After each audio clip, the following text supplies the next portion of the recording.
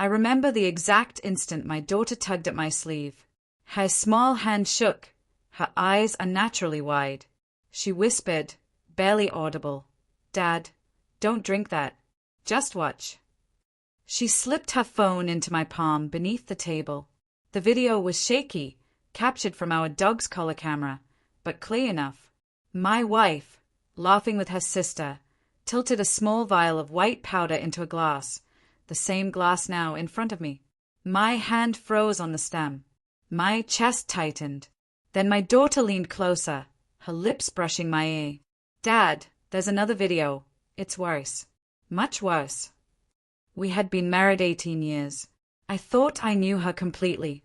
We had raised a daughter, built a home, shared anniversaries that felt like triumphs over time. I trusted her, loved her, thought she was my partner in everything. But betrayal always hides behind a familiar smile. The second video was darker.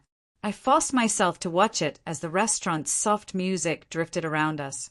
My daughter gripped my sleeve as if holding me together.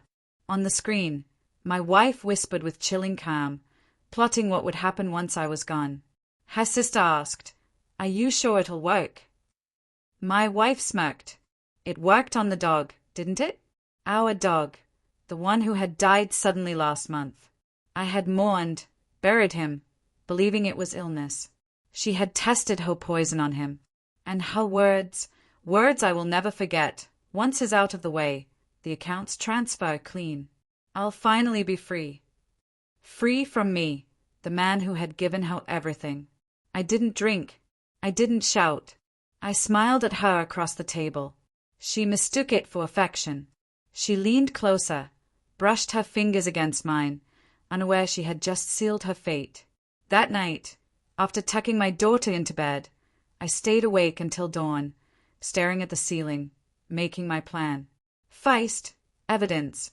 I copied both videos, backing them up in hidden drives, cloud accounts, places she would never check. Second, finances, quietly moving assets, securing accounts, cutting joint access, leaving just enough to seem blind. Third, patience. She kept trying. Every dinner, every glass, every nightly cap she poured. She thought she was clever. She didn't know I was watching, recording, counting. My daughter was my silent ally. Our anniversary became her stage and my trap. She hosted a gathering, friends, neighbors, family. She wanted witnesses, but not to her crime, to her performance as a devoted wife. I arrived with flowers, kissed her cheek, let her lead me to the head of the table. When she raised her glass for a toast, I lifted mine too, but didn't drink. Instead, I placed my phone on the table. One tap, and the TV flickered on. The first video played. Her face went pale as footage of her slipping powder into my glass filled the room. Murmurs spread. Her sister gasped. Then the second video. Her voice, cold and calculating, laughing about my death, the dog, the money. The silence crushed her. She tried to laugh it off. "It's a joke, a prank. You don't understand." But the guests understood perfectly.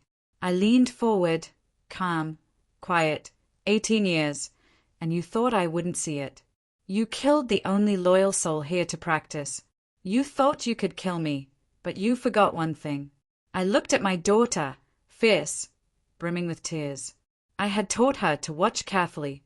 The police arrived faster than she expected. I had sent them the files days earlier, timed with tonight's reveal. Her sister had already cracked, confessing everything under pressure.